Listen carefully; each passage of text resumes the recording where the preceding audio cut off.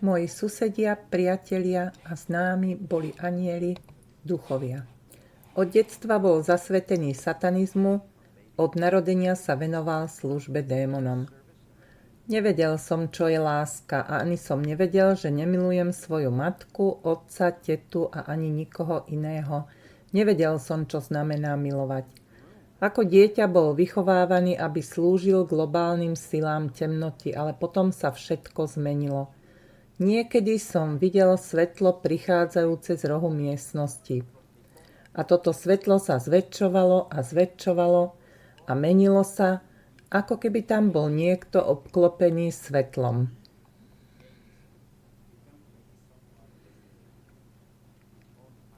Ako mladého muža ho Pán Ježiš osobne zachránil z kráľovstva temnoty, z pazúrov zla, ktoré ho zotročovalo od narodenia.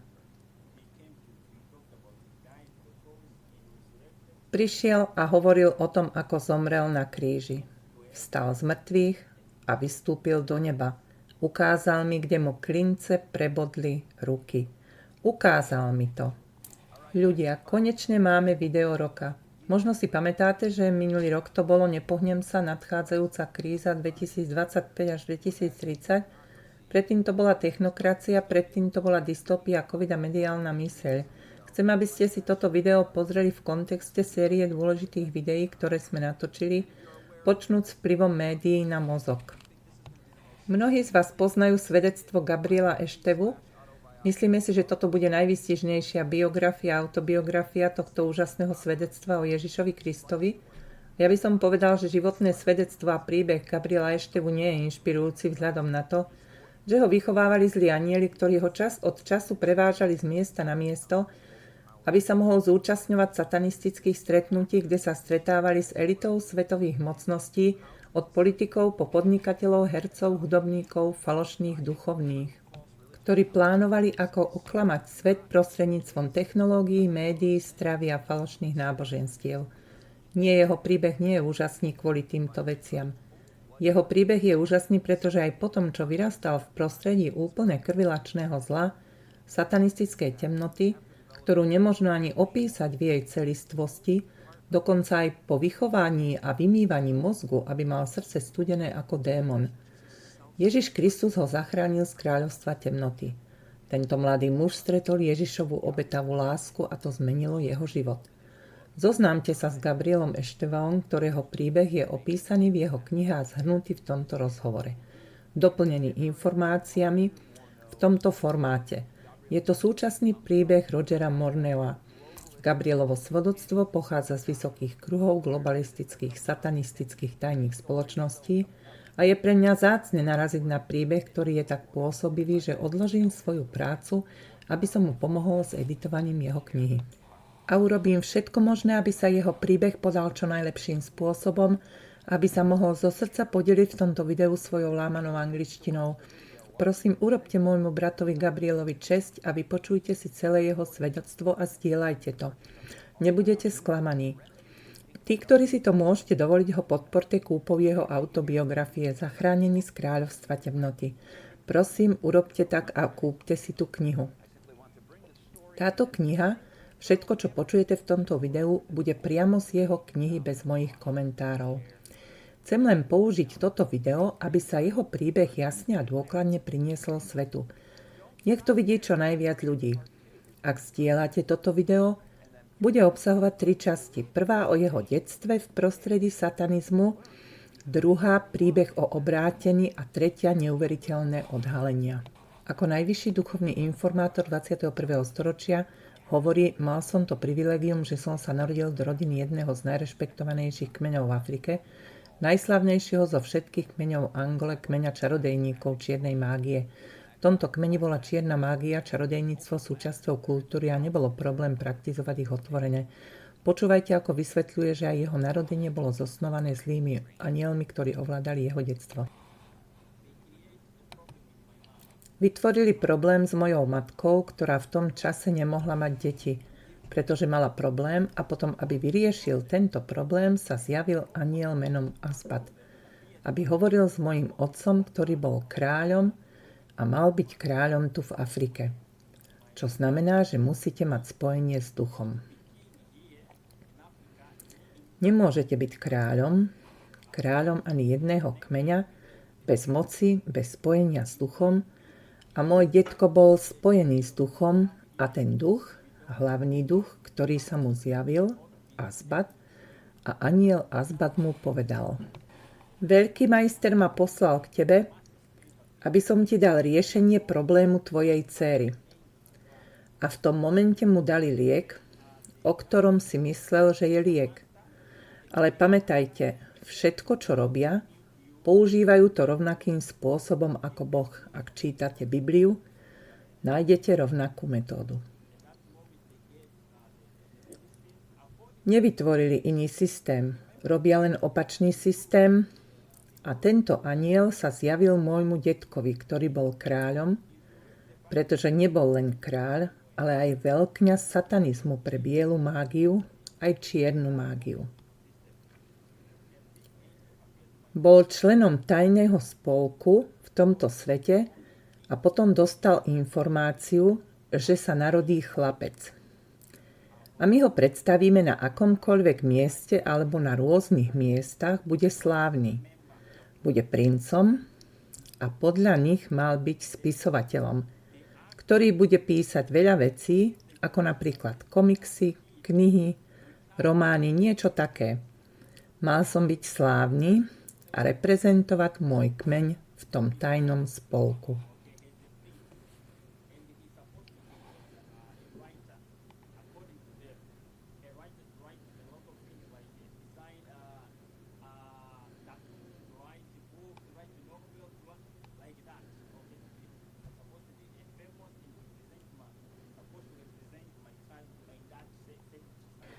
Od malého dieťaťa bola od Gabriela požadovaná strašná obeť, prísne oddelenie od matky a rodiny. Neskôr sa dozvedel, že tento život v izolácii mal za cieľ odpojiť ho od jeho prirodzených pocitov, aby sa v ňom rozvinul chlať a krutosť démona. A to je doslova tak, ako to znie. Gabriela ako dieťa vychovávala hlavne malá skupina skutočných démonov. Potom povedali: nie, toto dieťa musí vyrásť ďaleko, veľmi ďaleko od normálnych ľudí, pretože musí mať myseľ a srdce ako ľad, bez pocitov, bez emócií, bez toho, aby niečo cítilo. Nemal som nič cítiť, nemal som mať žiadne pocity. Preto som mal vyrásť blízko farmy, obklopený len anielmi. Aniel bol mojim prvým učiteľom a tam som vyrastal, pretože chceli, aby som mal rovnaký charakter ako Satan.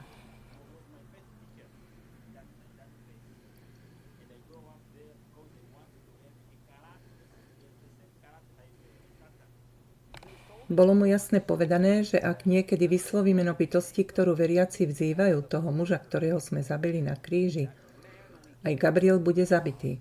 Hrozili mu týmto pravidlom: uč relatívnu pravdu, alebo zomrieš. Pre zlých duchov bola absolútna pravda absolútnym nepriateľom z dôvodov, ktoré kresťania, ktorí toto video teraz sledujú, už poznajú. Ježiš je pravda. Chcel by som varovať divákov, že niektoré informácie, ktoré ešte prídu, sú pomerne temné, no nech svetlo svieti o to jasnejšie.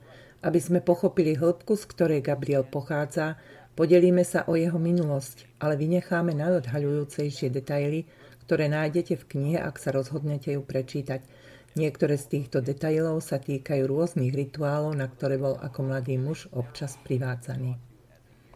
Z farmy svojho detka ho privádzali na podivné miesta a udalosti, kde uctievali Satana a opakovane vykonávali detské obete.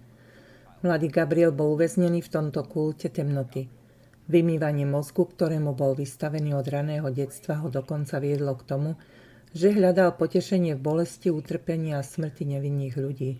Naučili ho piť ľudskú krv, pretože ľudia neboli ničím iným ako dvoma vecami, otrokmi alebo obetnými objektmi. Toto traumatické ovládanie mysle sa u neho vykonávalo už od detstva. Aby jeho myseľ bola ako čistý list, ktorý možno naprogramovať a podmieniť tak, aby stratil schopnosť milovať a nadväzovať ľudské vzťahy. Doslova ho učili, citujem: nikdy nikoho nemiluj, nikdy nebuď k nikomu dobrý. Vypočujme si o týchto zlých anielov, ktorí ho vychovávali. Brat Gabriel vo svojej knihe opisuje, že ťa vychovávali duchovia. Je to len obrazné vyjadrenie, alebo to mám brať doslovne? Ako to bolo? Viem, že si bol vychovávaný na farme svojho detka od detstva. Povedz nám, ako tí duchovia vyzerali a aké bolo tvoje detstvo. Ďakujem za túto príležitosť, ktorú si mi dal, a ďakujem Bohu za život, ktorý nám dáva. V tomto bode môžem povedať, že keď som vyrastal na farme, moji susedia, moji priatelia, moji najbližší priatelia boli anjeli, duchovia, boli so mnou neustále. 24 hodín denne, každý deň. Vždy boli pri mňa a hrali sa so mnou. Niekedy sa mohli premeniť. Premenili sa na zvieratá alebo na deti ako ja. A rôzne iné veci. Len aby mohli so mnou hovoriť, niekedy vo svojej prirodzenej podobe.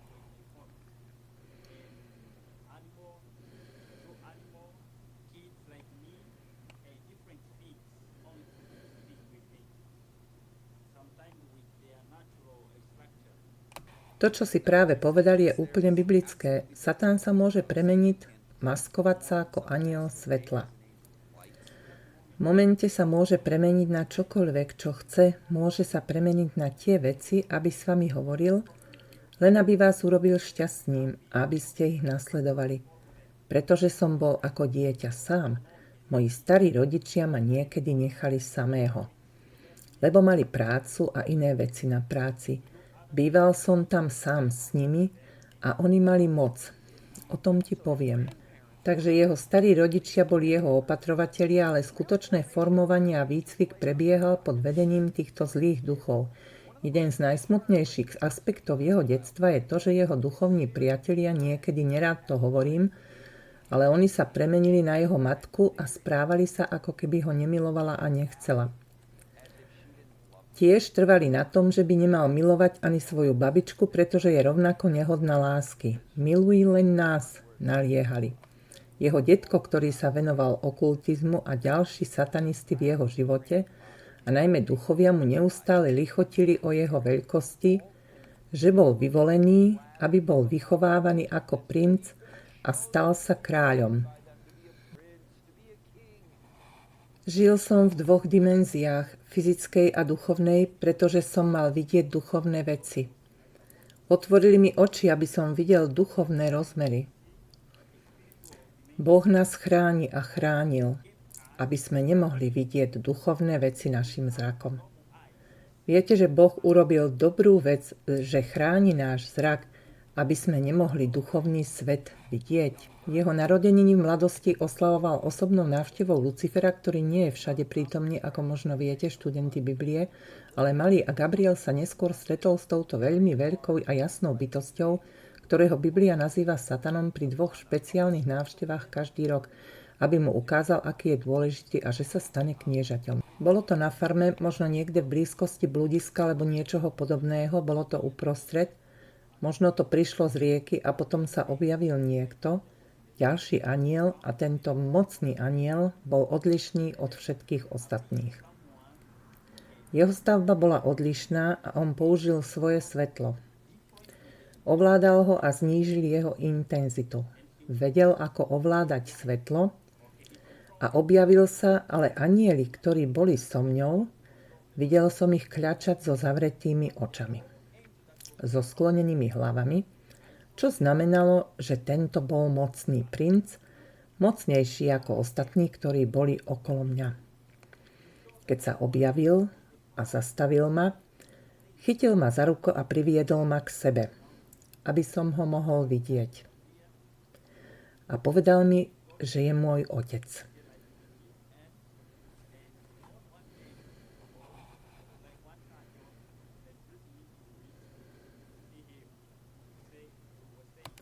Takže Satan nie je stvorenie s vidlami, rohmi a chvostom. Nie je. Povedal si, že vyzerá ako anjel, takže to je tak, ako hovorí Biblia. Pokiaľ ide o jeho vzhľad, Nie je nikto krajší alebo príťažlivejší ako on, dokonca ani anjeli. Vyzerá inak, pretože len keď sa na neho pozriete, je majestátny, ako keby samotná jeho prítomnosť bola majestátna. Zlo je len v jeho srdci. To, čo je v jeho mysli, je zlé. Ale fyzicky vyzerá pekne. Ako normálny anjel. Áno, je to krásny anjel, vyzerá veľmi pekne a niektorí anjeli, ak sa pozriete ako anjel Gabriel a Lucifer, vyzerajú podobne. Ale len Lucifer je krajší a majestátnejší ako anjel Gabriel. Len to chcem vysvetliť. Myslím tým, že to nie je niekto, kto má rohy.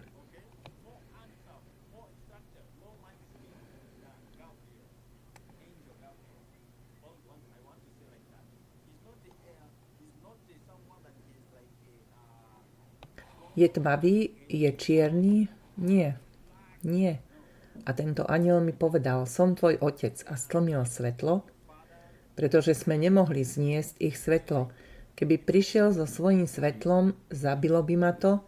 Sú to anjeli so svetlom. A niekedy, keď sa mi chcú ukázať, stlmia svoje svetlo a od momentu, keď sme spolu hovorili a on mi povedal, že budem princ, budem s nimi pracovať a budeme pracovať v jeho kráľovstve. Pretože pracujeme s kráľovstvom, s vládcom tohto kráľovstva. Pamätajte, že toto kráľovstvo bude lepšie ako kráľovstvo toho druhého muža na kríži. Ten mal byť môjim úhlavným nepriateľom. Mal byť môjim najväčším nepriateľom a všetci jeho nasledovníci mali byť našimi nepriateľmi. Mali sme ich zabiť, zničiť, urobiť čokoľvek, čo bolo potrebné, aby sme zničili vieru v ich Boha, ich Pána. Od tej chvíle si pamätám, že odišiel a ja som išiel na slávnosť.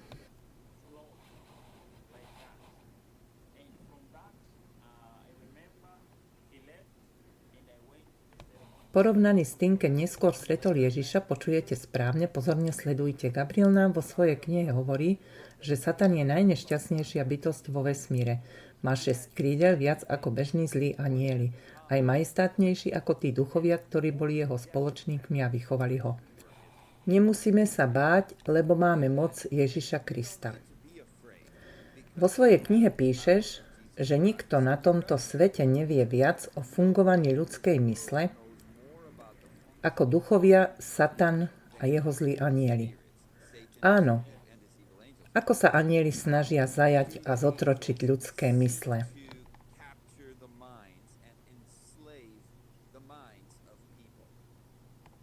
No, chcem vám povedať niečo, ako keď vidíte normálneho človeka ako lekára psychológie, psychológa, ktorý má možno bakalársky titul, magisterský titul z psychológie a doktorát. Z psychológie je špecialistom v psychológii a je psychológom. Predstavte si niekoho takého, ale on nevie všetko o mysli, o tom, ako funguje myseľ, o ľudskej mysli, ale predstavte si niekoho, kto sa zaoberá fungovaním mysle už dlhé celé generácie, pretože študuje rôzne generácie, rôzne mysle. Chápete, čo mám na mysli? Že vedia, ako pracovať s ľudskou mysľou. Pretože vedia od začiatku až do tejto chvíle, keď teraz rozprávame. Viete, koľko generácií študovali mysle ľudí a ich správanie? Nikto nevie o ľudskej mysli viac ako Satan, aby mohol ovládať mysle našej generácie. Musí preto používať technológiu. Viete, niekedy vás technológia môže spojiť s Ježišom, ak chcete. Alebo táto technológia vás môže veľmi vzdialiť od vášho Boha a priblížiť vás k tomu, čím chcú, aby ste boli.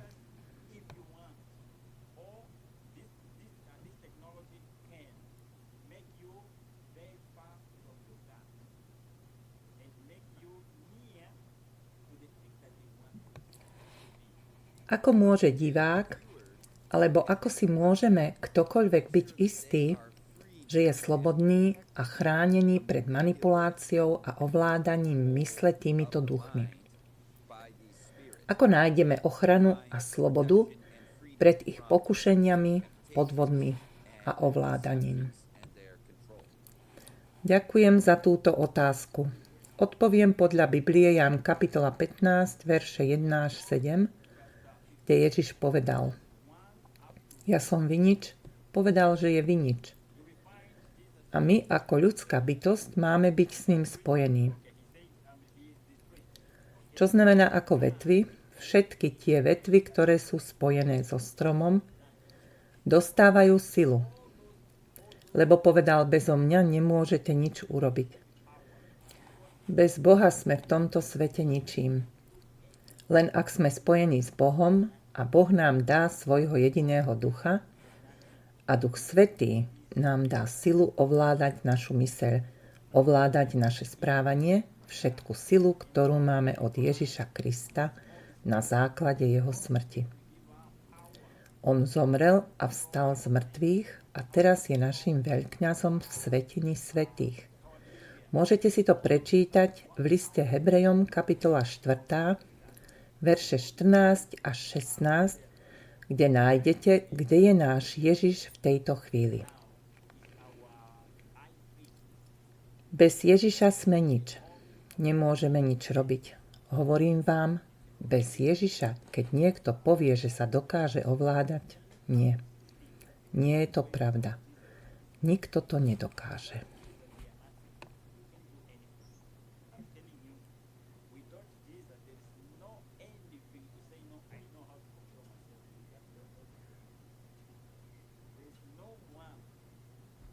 Keď si bol uctievačom satana a bol si medzi inými satanistami a zlými anielmi, čo všetci títo ľudia a títo zlí duchovia verili o Bohu a Biblii, vieš, vyrastal si s vedomím poznania mnohých vecí, ktoré teraz vieš z Biblie?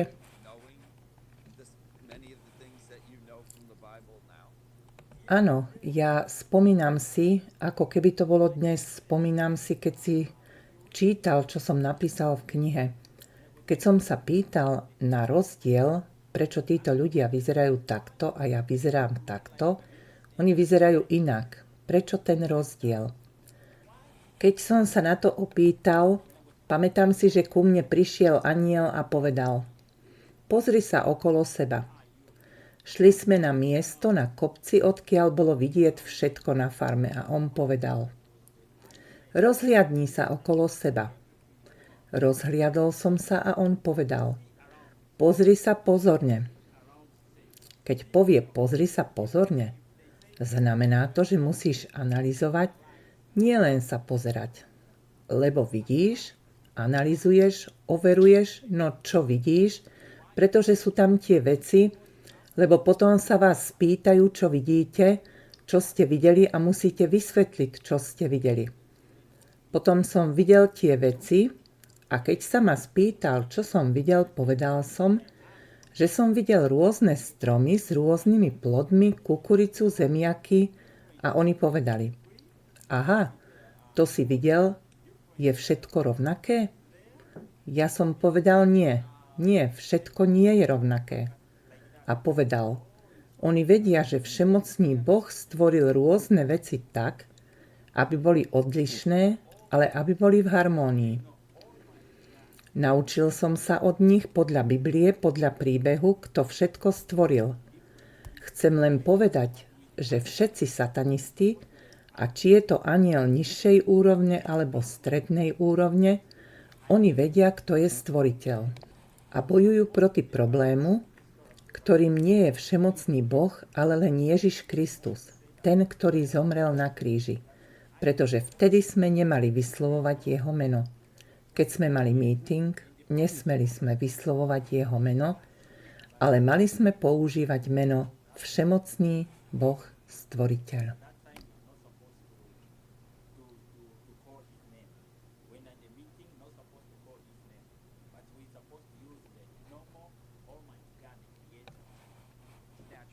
Gabriel prirodzene veril v Boha Stvoriteľa, anjelov a Bibliu, ale dostal za úlohu viesť ľudí k tomu, aby v tieto veci neverili. Ako chlapec vychovaný v krutosti hovorí: celým srdcom som začal nenávidieť muža na kríži, ako ma to naučili démoni. A želal som si, aby som mohol zabiť jeho spojencov a nasledovníkov, ale najprv musíme zničiť ich vieru skrze utrpenie skôr, než ich zabijeme. Gabrielovi bolo povedané, že je pripravený na veľkú bitku, aby zničil nasledovníkov toho, ktorého sme zabili na kríži. Vo veku 6 rokov sa skutočne stretol so svojou rodinou, ktorá ho začala milovať, objímať a boskávať. Ale on bol úplne chladný a ľahostajný voči ich láske. Naučili ho, ako sa pretvarovať, aby si získal dôveru ľudí. Požiadal tiež svoju rodinu, aby ho nevolali Gabriel, ale Padlý anjel alebo Malý kňaz. Gabriel v knihe hovorí: bol som vychovaný tak, že ma naučili byť strojom, ktorý robí len zlo. Spôsobuje utrpenie a bolesť v životoch ľudí a zabíja ich. Bol natoľko zbavený prirodzenej lásky, že nemal rád ani spoločnosť ľudí, ktorí neboli zlými duchmi. Len pokiaľ to bolo na príkaz duchov, ktorých prirodzene poslúchal, vtedy sa stretol s ľuďmi. Zúčastňoval som sa mnohých okultných rituálov a tajných stretnutí, kde som bol vždy v spoločnosti duchov, démonov, pretože budúci spisovateľ pre deti a učiteľ musí poznať všetky tajomstvá dobra a zla. Mal som takmer všetko, ale chýbalo mi šťastie. Bol som chladný človek, ale v mojom vnútri bola veľká prázdnota. Necítil som žiadnu ľútosť ani vinu. Bol som človek bez prirodzenej lásky a preto som bol horší ako vrah. Mal som radosť zničenia ľudí. Pri jednej nezabudnutelnej slávnostnej príležitosti ho priviedli do Zire, do veľkej svätyne, kde sa zišli jezuiti, ilumináti, slobodomurári, reptiliáni alebo špiritistické médiá, čarodejníci, exorcisti a politickí vládcovia. Všetci sa znovu spojili. Znova vás upozorňujeme na hrôzostrašnú povahu jeho svedectva, ale práve tu Gabriel dokázal svoju vernosť nepriateľovi duši tým, že si odrezal kúsok vlastného tela, aby ho obetoval svojmu otcovi, ktorého volali Satan. Gabriel bol svedkom tisícov ľudských obetí. V Angole, keď mal 10 rokov, bol zapísaný do školy adventistov 7. dňa, aby lákal kresťanské deti k činom, ktoré by ich otvorili vplyvu duchov. Gabriel nám vo svojej knihe hovorí: nevedel som prečo, ale sobota je deň, ktorý Lucifer veľmi nenávidí. Takže od útleho veku si bol zasvetený do služby týmto zlým duchom. Bol si umiestnený do kresťanskej školy adventistov 7. dňa a bol by som rád, keby si sa s našimi poslucháčmi podelil o to, aký si bol ako žiak tejto školy a čo si robil so svojimi ľudskými priateľmi, ktorí pochádzali z kresťanských rodín. Mohol by si nám povedať túto časť príbehu? Spomínam si, ako som sa učil od anjelov, ktorí ma naučili robiť veľa vecí s týmito ľuďmi. Obzvlášť s tými princípy o týchto ľuďoch, ktorí sú zjednotení ako rodina, zjednotení s Bohom. Kresťania alebo ľudia, ktorí veria v Boha a spoliehajú sa na Boha, robia všetko podľa Boha, svojho Boha a potom ako zničiť ich vieru, ich presvedčenie. V staroveku nebola technológia taká, ako je dnes v mojej krajine. Pred 20 rokmi sme nemali telefóny, ani televíziu, nemali sme ani rádio. Rádio mali vtedy len dôležití ľudia v krajine. A potom ma naučili, ako vstúpiť do ich domovov, pretože pre bežné čarodejnice je nemožné vstúpiť do domu, pretože títo ľudia veria v Boha a modlia sa ráno, popoludní, večer, študujú, ich život je spojený s Bohom. Je to nemožné a žiadny bežný agent alebo čarodejnica nemôžu vstúpiť do týchto domovov, pretože je to nemožné. Ani zlý anjel sa nemôže dotknúť ani ich odevu. Ak niekto verí v Boha a je ovládaný Bohom, je nemožné, aby sa ho zlý anjel dotkol bez Božieho povolenia alebo bez povolenia anjela od Boha, ktorý túto osobu chráni. A potom som dlho robil veci ako kanál, rozumieš? Televízia alebo kanál. Čo znamená kanál? Niečo ako médium, niekto s vami môže hovoriť ako tu ja. Som veľmi ďaleko, alebo sme prepojení vďaka kanálu, vďaka tejto technológii. Kedysi dávno som býval kanál.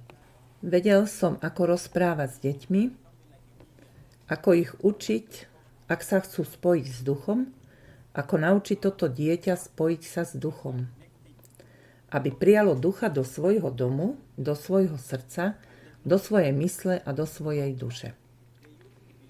Ako si ho udržať, alebo ako ho prijať.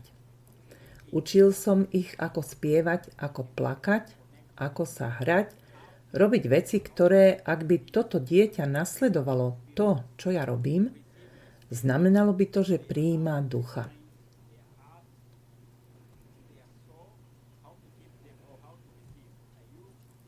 Ale niektorí z nich, ich otcovia alebo rodičia sa modlili, než odišli z domu. Modlili sa, študovali Bibliu a keď boli v škole, anjel, ktorý bol s nimi, ich chránil. Niektoré z nich chránil a povedal, nie, nerob to. S týmto sa nemôžeš zahrávať. Prestaň, to nemôžeš. Inokedy to anjel dovolil, pretože tie deti mali silu odpovedať. Nie, mama a otec mi povedali, aby som to nerobil, lebo to nie je dobré pre Boha. Ako študent Gabriel vo svojej knihe vysvetľuje, že bol jednoducho tichý a slušný, čo mu vynieslo funkciu predsedu triedy, a keď hovoril v skutočnosti, cez neho hovorili duchovia. On odpovedal na akademické otázky nad rámec svojich vedomostí, aby postúpil do ďalšej triedy. Jeho duchovní priatelia mu poskytli peniaze, aby pomohol potrebám iných detí a získal si ich dôveru. Ostatné deti si mysleli, že je dobrý chlapec. A verili mu. Samozrejme, on túto dôveru zneužíval, aby ich naučil komunikovať s mŕtvými. Snažil sa ich tiež naučiť, aby neverili tomu, čo ich učili rodičia. Veríte v Boha len preto, že vás to naučili rodičia? Videli ste ho niekedy, alebo je to len výplod fantázie vašich rodičov? Predvádzal kúzelnícke triky, ako napríklad zmiznutie, alebo skok späť po schodovej budovy a znova sa objavil živý priamo za nimi. Presvedčil pekné dievčatá, aby mu dovolili poboskať ich a potom povedal deťom, že ostatní chlapci môžu mať rovnakú moc, ak odovzdajú svoje duše duchom. Ale deti, ktorých rodičia sa horlivo modlili rovnako ako samotné deti, boli chránené inými duchmi. On bol vždy neúspešný, bez ohľadu na to, aké metódy použil. Vedel, že ak sa budú pevne držať svojho pána, on a jeho duchovia im nebudú môcť nič urobiť. Ako obrátený kresťan Gabriel hovorí, naučil som sa, že budeme mať kontrolu nad svojou vôľou len vtedy, ak neprestaneme počúvať hlas najvyššieho Boha. Prečítajme si to ešte raz. Naučil som sa, že budeme mať kontrolu nad svojou vôľou len vtedy, ak neprestaneme počúvať hlas najvyššieho Boha. Diváci, pozastavte video a počúvajte toto posolstvo. Ak si z toho videa neodnesiete nič iné, počúvajte túto vetu. Neprestaňte počúvať hlas Boha v jeho slove a vo svojej duši. O niečo neskôr sa dostaneme k mnohým neuveriteľným odhaleniam o tom, kto je Gabriel, najvyšší duchovný informátor. Teraz sa však vráťme k tomuto bodu vo videu a pozrieme sa na 7 duchovných skutočností, ktoré Gabriel ako dieťa za nepriateľskými líniami spoznal a neskôr sa dozvedel, že sú v Biblii.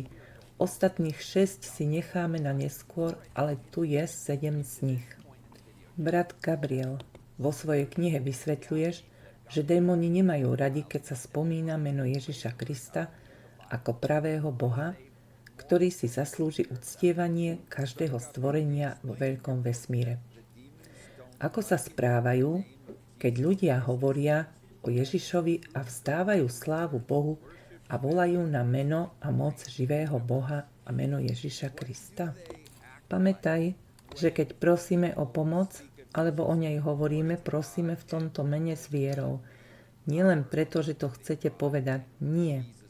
Ak chcete vysloviť toto meno s vierou, toto meno je mocné, je veľmi, veľmi mocné, ak hovoríte s vierou. Ale ak ho len vyslovíte, nemá to žiadnu moc. Moc je len vtedy, keď hovoríte s vierou. Ako keď ste tu aby ste hovorili o Ježišovi Kristovi, ako o mojom živote Ježiš Kristus je môj spasiteľ a môj pán. A niečo nie je v poriadku.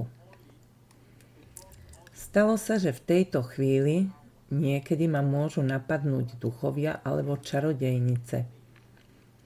Aktívny agent príde, aby ma zabil alebo zničil môj život. A ja volám toto meno. Meno Ježiša Krista s vierou. Uvidíte Ježiša v tom istom, ako keď voláte Ježiša, objaví sa v tej chvíli. Vieš, čo myslím? Že sila mena je spojená s majiteľom mena. Keď voláme jeho meno s vierou, objaví sa tam, ako keď niekto volá Scott. A ty počuješ Scott, objavíš sa tam, pretože niekto prosí o pomoc a volá tvoje meno. Je to to isté, ako keď my voláme meno Ježiša Krista, aby sa objavil, on príde v tej chvíli. Pretože hovorí, niekto ma volá a ja tam musím byť. Stane sa to v okamihu, keď zavoláme, rozumieš? Pamätaj, že aj v tejto chvíli satanisti, ktorí vedú duchovných ľudí ako prorokov, kazateľov, majú vplyv na falošných kazateľov a falošných prorokov, ktorí používajú meno Ježiša, ale nemajú žiadnu moc, žiadnu vieru, ok? Volajú len preto, lebo chcú oklamať ľudí v mene Ježiša.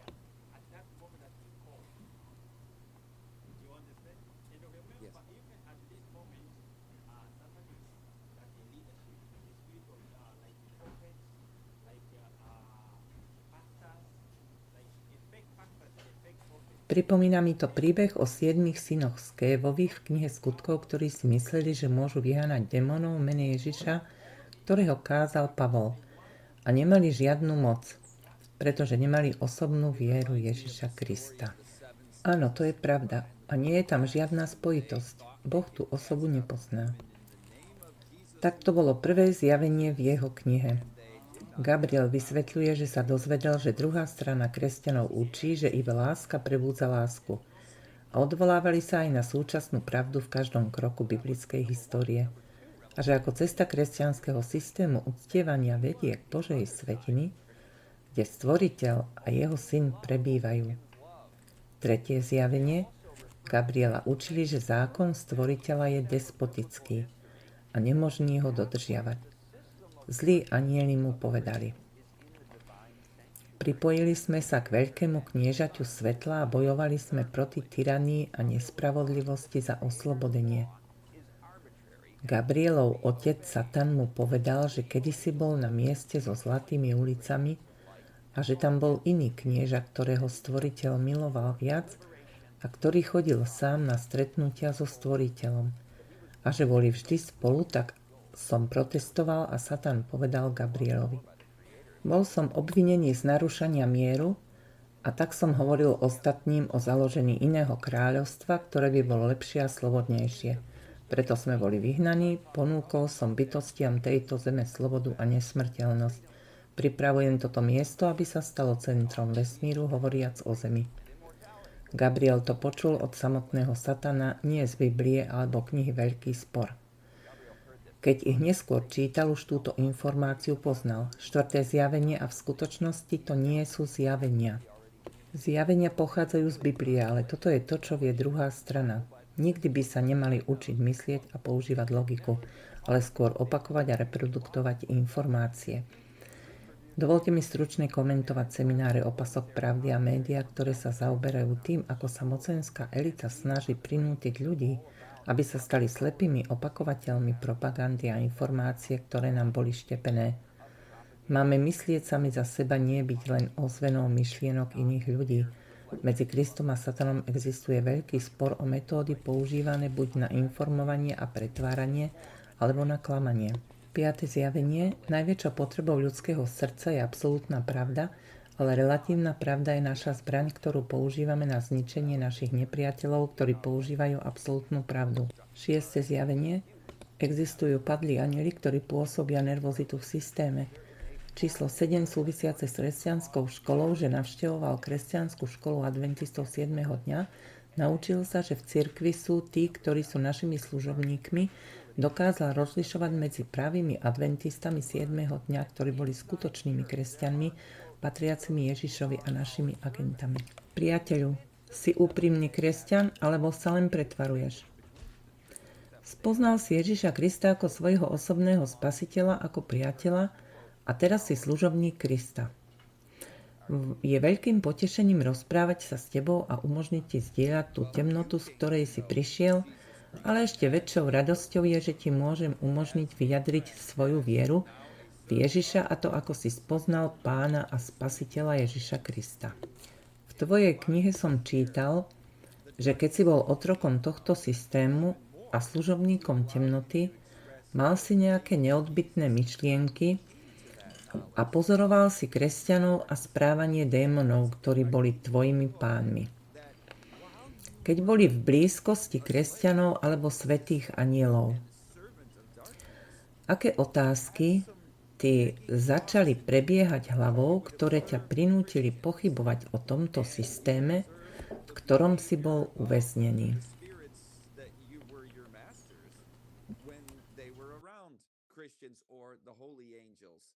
So what kinds of questions started to arise in your mind that made you skeptical? Ďakujem za túto otázku. Spomínam si, že som si túto otázku niekedy kládol, pretože ma naučili, že ak chceš niečo lepšie spoznať, musíš klásť otázky. Musíme položiť správnu otázku, čo znamená, že s otázkou, ktorú položíte, získate vedomosti, ktoré chcete. Položte dobrú otázku a odpoveď príde, aby rozptýlila vaše pochybnosti, aby zničila vaše pochybnosti a potom si spomínam, keď som bol ešte na tej strane, videl som rôznych anielov, rôznych ľudí, ako napríklad týchto ľudí, niektorí z nich niekedy, keď sa tieto veci diali a my sme ich sledovali, ako to robia, niekedy sa modlili, zomierali, ale modlili sa. Chcem vám len povedať, že v tejto chvíli od momentu, keď sme začali až do tejto chvíle, viete, mnoho ľudí, ktorí veria v pravého Boha, zomrie len preto, že veria v pravého Boha. Mnoho ľudí zomrie, pretože veria v Boha. Ak ste na tej strane, sedíte tam a čítate svoju Bibliu a máte problém, sú ľudia, ktorí umierajú, pretože chcú robiť správnu vec a umierajú. Nehrajte sa na kresťanov. Satanisti nemôžu len predstierať, že sú satanisti. Ale niekedy kresťania predstierajú, že sú kresťania. Nepretvarujte sa, že ste kresťania. Buď ste kresťan, alebo nie ste kresťan.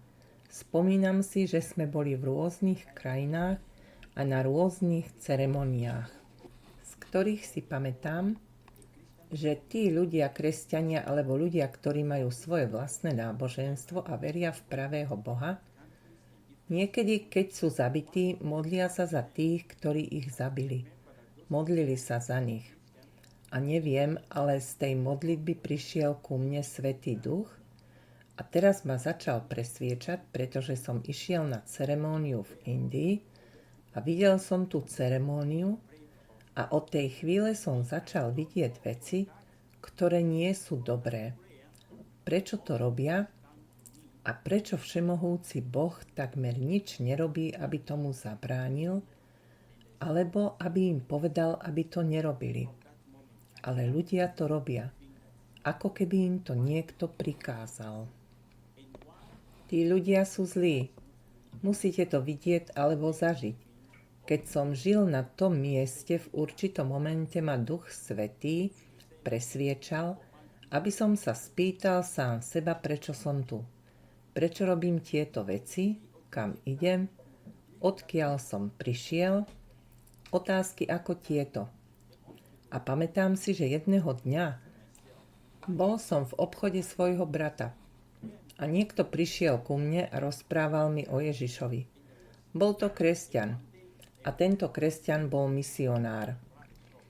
Tento misionár žil s Bohom, pretože anjel, ktorý bol s ním, ho chránil pred mojim anjelom, mojim zlým anjelom, ktorý bol so mňou. A povedal mi o Ježišovi, že Ježiš má moc zachrániť každého, kto volá na jeho meno, pretože zomrel na kríži, aby zachránil všetkých tých ľudí.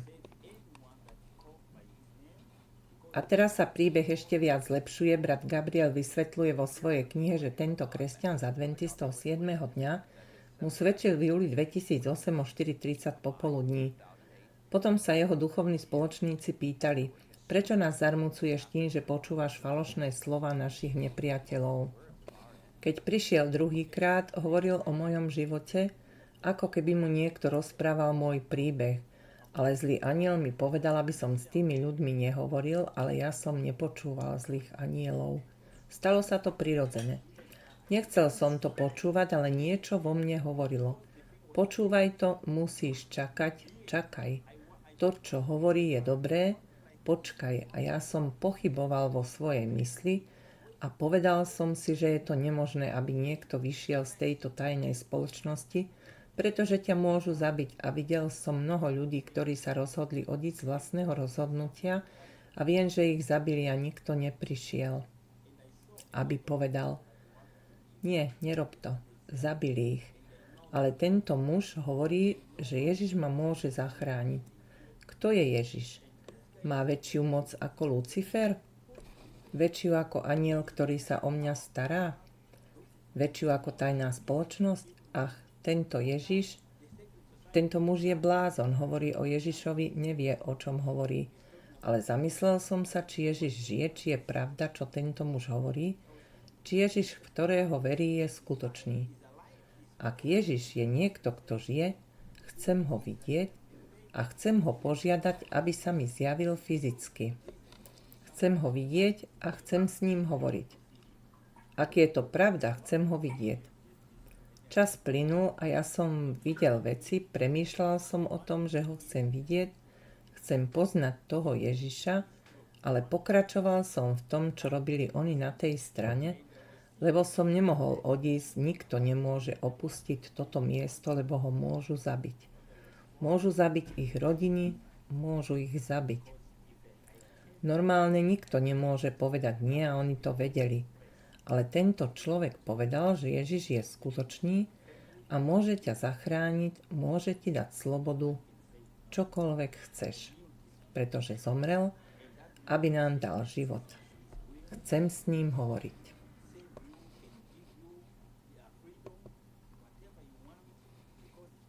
Brat Gabriel, jedna z mojich obľúbených častí celej knihy je tá, kde si stále v službách nepriateľa a si poslaný na misiu, aby si obťažoval túto rodinu kresťanských vodcov, adventistov 7. dňa a priblížiš sa k tomu domu, aby si to urobil, čo ti bolo nariadené.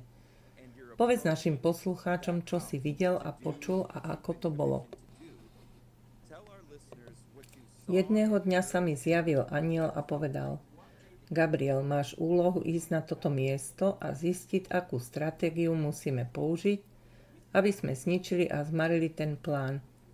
Zmarili plán tých misionárov. A pamätám si, ako som povedal, prepáčte, pamätám si to, ako keby to bolo dnes. Keď som išiel s anielmi, anieli boli so mňou ako duchovný transport. Duchovný transport znamená zavrieť oči, oni ťa transportujú odtiaľto a za sekundu si tam, za 1 sekundu, pretože ich čas nie je ako náš. Neexistujú žiadne obmedzenia, ako v našich sférach, v našej fyzickej dimenzii, v našom fyzickom čase alebo mieste. Objavili sme sa blízko tohto domu a dom bol obklopený svetlom, a niekto tam bol, vyzeral ako ľudská bytosť, nie ako anjel, ale ako normálna ľudská bytosť. Ale iná ľudská bytosť, ktorá vyžarovala svoje vlastné svetlo, viete, jasné svetlo vychádzalo z neho a on povedal, nie títo sú moja radosť. Nedotýkajte sa ich, patria mne a ja a anjeli, ktorí boli okolo mňa, sme sa vrátili. A ja som sa spýtal, kto to je? Vyzerá inak. Nie je to človek, vyzerá ako človek, ale nie je to anjel. Má svoje vlastné svetlo a jeho sila pochádza z neho. Je to iný človek, akého som nikdy predtým nevidel. Neodpovedali mi tak, ako som chcel. Odvtedy som si kládol otázky. Chcel som vidieť, kto je ten Ježiš, o ktorom mi ten muž kázal. A chcel som spoznať Ježiša, ale nemohol som. Nemohol som to ani povedať, ani ukázať anielom, lebo by ma zabili. Nemohol som im ukázať, že chcem vidieť, kto je Ježiš Kristus. Bol len v mojej mysli, niekedy som na to myslel, ale nemohol som im to ukázať, len ich držať v nevedomosti. Jedného dňa bol som v noci vo svojej izbe a býval som na tmavom mieste, pretože som nemal rád svetlo, a raz som videl svetlo prichádzajúce z rohu izby. A toto svetlo sa stále zväčšovalo, menilo sa, ako by bolo väčšie a väčšie, a bolo to, ako keby tam niekto bol so svojím vlastným svetlom. Poprvýkrát anjeli, ktorí ma vždy obklopovali, zmizli a opustili ma po prvýkrát od môjho narodenia. Opustili ma a táto osoba, toto svetlo, ktoré tam bolo, ma paralizovalo. Ach, stratili sme ho však. Táto časť príbehu je tak krásna, pretože vošiel do domu muža, o ktorom sa neskôr dozvedel, že je adventista 7. dňa. A muž, ktorého tam videl, slová v knihe hovoria, že mal jemný hlas, ako keby hovorilo niekoľko ľudí naraz. A povedal, že sú to jeho drahocenné klenoty, nedotýkaj sa ich, vráť sa. Mám z toho husiu kožu, že Ježiš chráni naše domovy, a Gabriel miloval jeho hlas a chcel sa s ním stretnúť. Ako nám práve povedal, a po prvýkrát v živote pocítil výčitky svedomia. Uvedomil si, aký je nešťastný, a rozmýšľal o tom, že opustí toto tajné spoločenstvo. Ale nevedel, ako to urobiť. Hovoril: zabijú ma, zabíjajú ľudí, stáva sa to stále. A naráža na fakt, že on sám vzal životy ľudí. Je to také zaujímavé, čo mu Ježiš hovorí. Ježiš s ním hovorí v jeho izbe. To je to, k čomu smerujeme. No máme ho späť, chvála Pánu. A ja len chválim Boha za túto časť príbehu, že nebude vynechaná. Lebo to je tá najlepšia časť.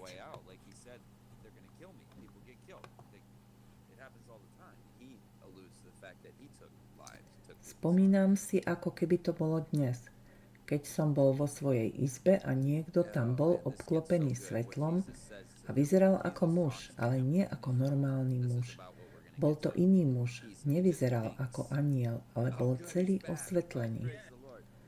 Paralizoval moje telo, nemohol som sa hýbať. Moje oči boli otvorené, nemohol som ich otvoriť ani zatvoriť.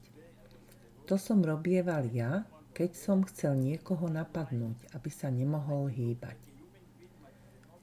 A potom som sa ho opýtal v duchu, lebo som vedel, že hoci sa nemôžem hýbať, môžem myslieť. Lebo moja myseľ je slobodná. Kto si? Prečo si tu? Aký máš problém? Položil som mu v mysli veľa otázok, ale skôr ako začal odpovedať, povedal: príjmi pokoj, bola prvá vec. Príjmi pokoj. Od momentu, keď som sa narodil, až do tejto chvíle som nevedel, čo znamená pokoj. Čo znamená byť šťastný a pravdivý, nevedel som to.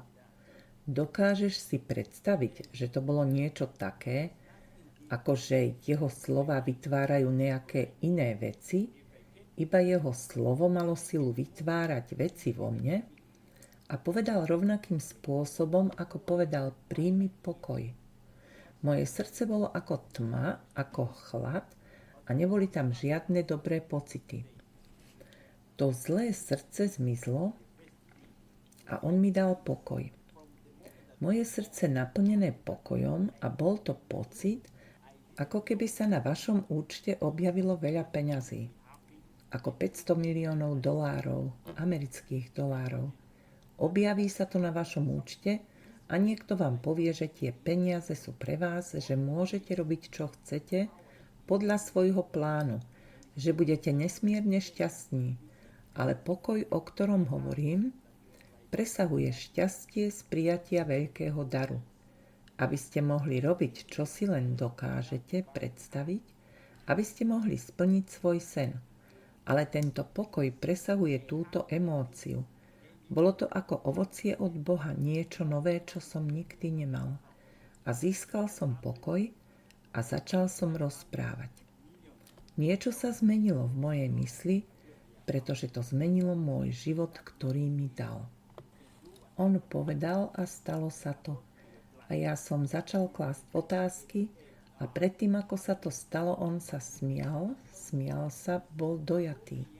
A smial sa a predtým, ako začal rozprávať, povedal: stvoril som ťa pre lepšie veci,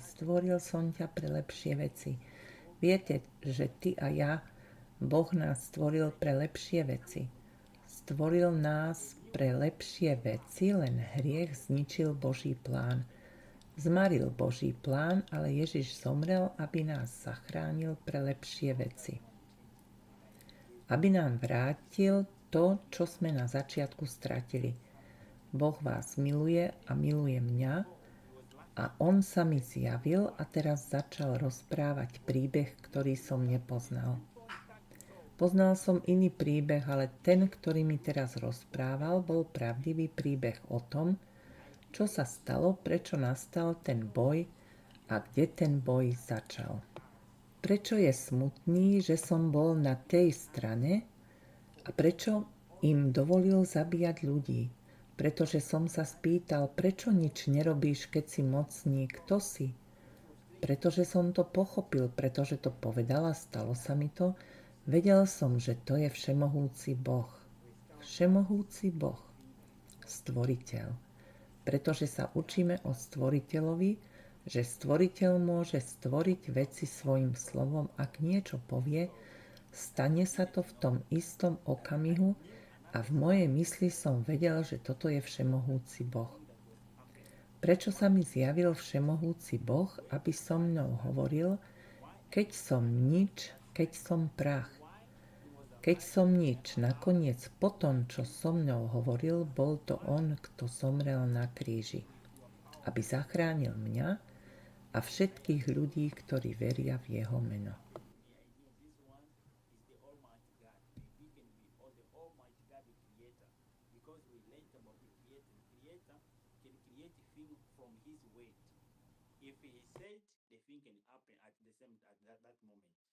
A ten, ktorému som slúžil predtým, mal stále na mysli to, že ho chcel zničiť.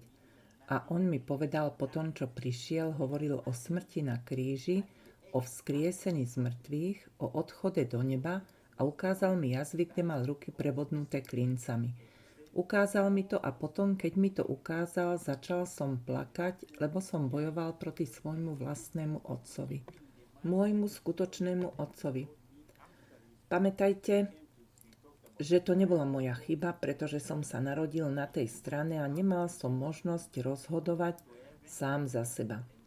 Všetko bolo pre mňa pripravené, ja som len nasledoval cestu, ktorú mi predpísali, ale v tom momente a ochránil ma pred mojim nepriateľom. Lebo teraz som vedel, že on má silu zachrániť ma a od tej chvíle mu slúžim a som nažive, lebo ma zachránil z kráľovstva temnoty. Ježiš je náš spasiteľ a môže zachrániť aj vás bez ohľadu na to, čo robíte alebo kde ste. Boh má moc zachrániť všetkých, takých, akí ste, a zachrániť vás, aby vám dal slobodu a pokoj. Hovorím o skutočnom pokoji od Boha. O tom hovorím. Boh vás miluje a miluje aj mňa.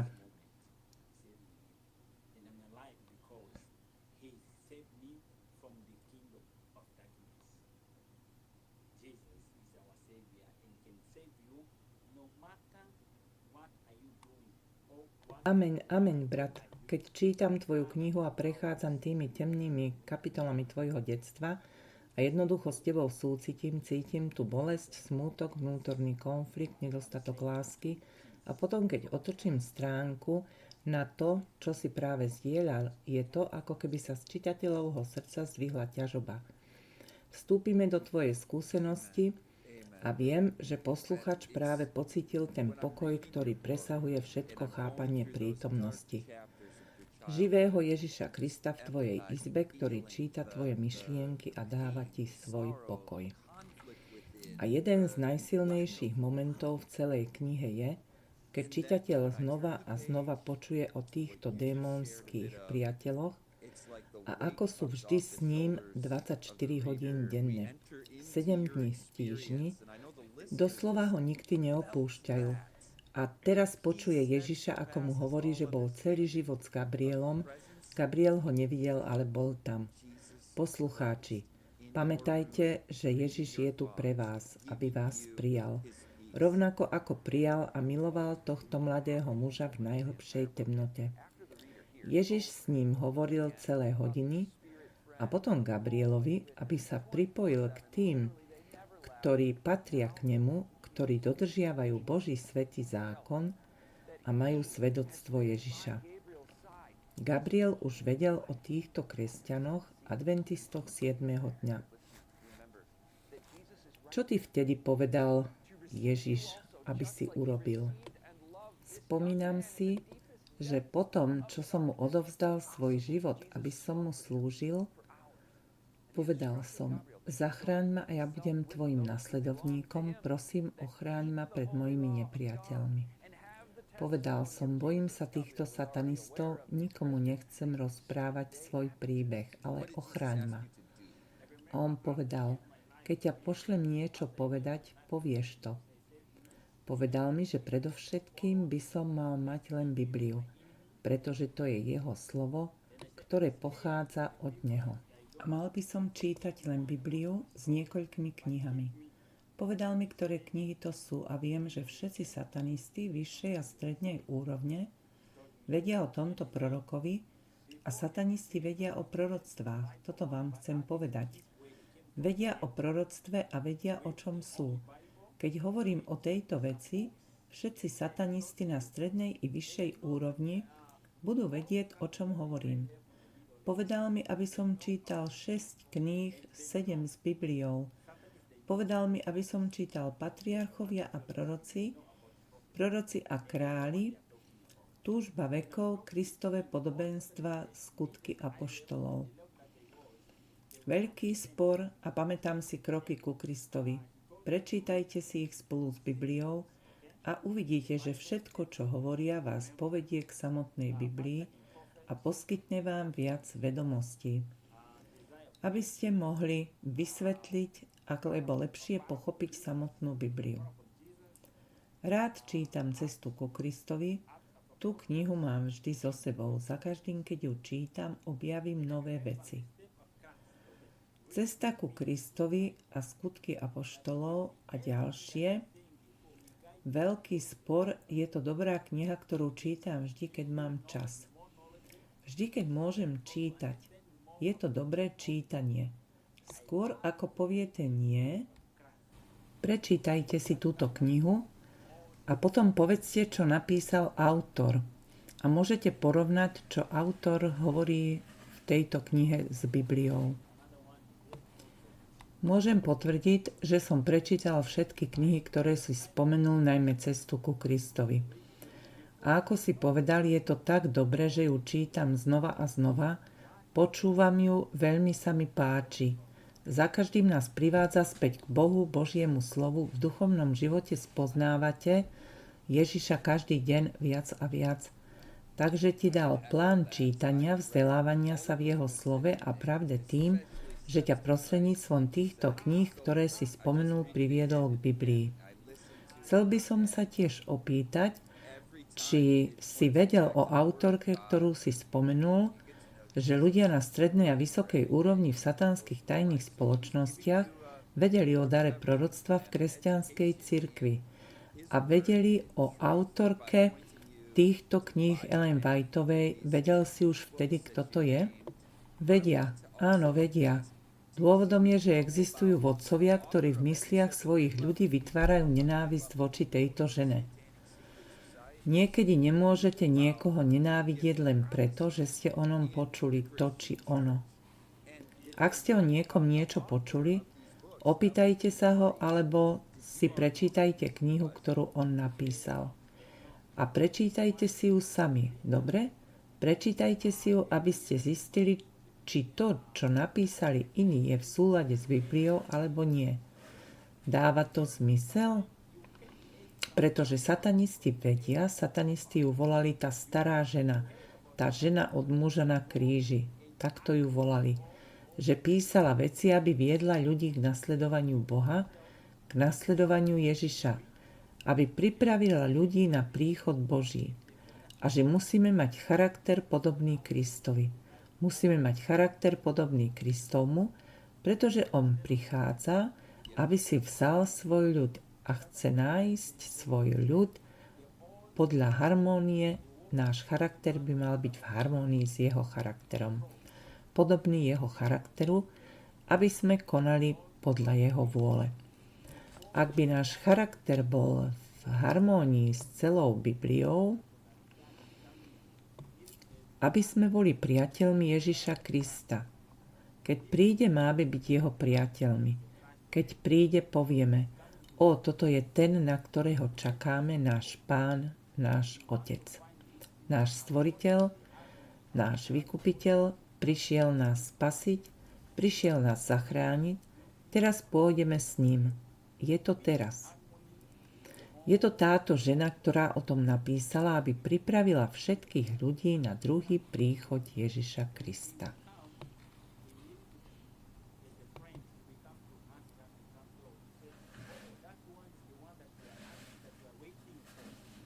Keď si začal študovať Bibliu, ako ti prikázal Ježiš, tvoje chápanie vykúpenia spásy skrze vieru sa prehlbilo. Začal si ho milovať a slúžiť Ježišovi a 7. deň sobota sa stal dôležitým dňom v tvojom živote, ako deň uctievania. Chcem sa ťa spýtať, vedel si o tom predtým, keď si bol satanista? Vedel si o 7. dni, sobote Stvoriteľa? A čo si o tom oni myslia? Áno, chcem ti niečo povedať. Nielen tu v Angole, ale aj mimo nej adventisti, ktorí boli pred 20 rokmi, nie sú rovnakí ako adventisti dnes. Mnohí adventisti opúšťajú princípy dané Bohom, rozumieš, čo hovorím? Mnohí adventisti opúšťajú pravé doktríny od Boha z Biblie, pretože Boh povolal toto hnutie, aby bolo kazateľom, misionárom, aby kázalo o 3 anielských posolstvách z Biblie v Zjavení, kapitole 14, verše 6 až 12. Zistíte, že Boh povolal týchto ľudí, týchto špecifických ľudí. Nie len preto, že Boh má len týchto ľudí. Pamätajte, že Boh má o mnoho viac oviec na rôznych miestach, ale v priebehu času, v priebehu generácií, Boh volal jeden národ, jeden konkrétny národ pre jedno osobitné poslanie, aby predstavovali jeho charakter a kázali, alebo hovorili ľuďom pravdu v tejto generácii. A Boh povolá týchto ľudí, a ja nehovorím, že len títo konkrétni ľudia sú jeho ovce, ale pretože majú konkrétne poslanie.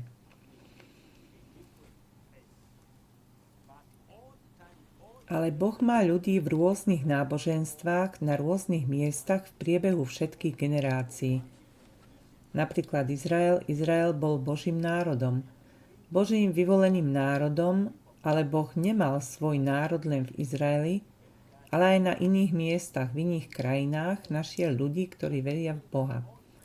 Pravého Boha, ktorého uctievajú a kláňajú sa pravému Bohu na rôznych miestach. Môžeme zistiť, že v biblických príbehoch nájdete tieto veci.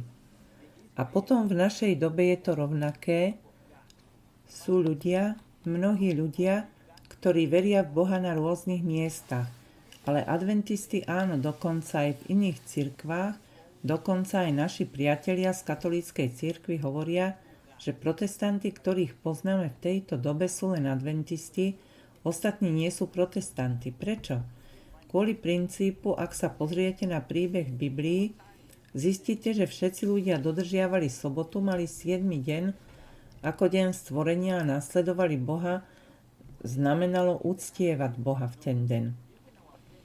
Nie uctievať ten deň, ale uctievať Boha v ten konkrétny deň a uznať, že Boh je stvoriteľ. Ak je Boh stvoriteľ, v tento deň je dňom, keď uznávame, že sme stvorením jedného stvoriteľa a že by sme ho mali uctievať práve v tento konkrétny deň. Môžeme ho uctievať neustále, to je pravda, od pondelka do nedele, od piatku alebo soboty ho máme uctievať, ale v konkrétny deň, ktorý on určil a povedal, že je to jediný deň a že ho máme dodržiavať, aby sme si pamätali, že ja som stvoriteľ, ja som vlastníkom stvorenia. Ja som vlastníkom vášho života. Je to tento deň, nie prvý. A vedel som to ešte predtým. Ježiš mi nepovedal, aby som chodil do kostola. Nie. On mi to nepovedal. Ale ja som už vedel, kam mám ísť.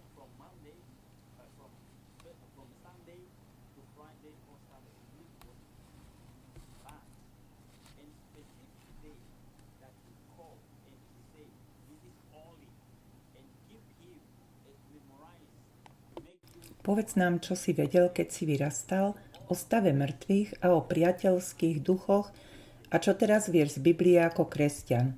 Viem, že si predtým povedal, že veríš v Boha stvoriteľa, že démoni, ktorí ťa vychovali, ty ukázali všetky plody stromov a zemiaky a povedali, že ich stvoril stvoriteľ. Veril si mnohým veciam, ktorým veríš dodnes, ale tvoja oddanosť sa zjavne zmenila k Ježišovi Kristovi a proti satanovi.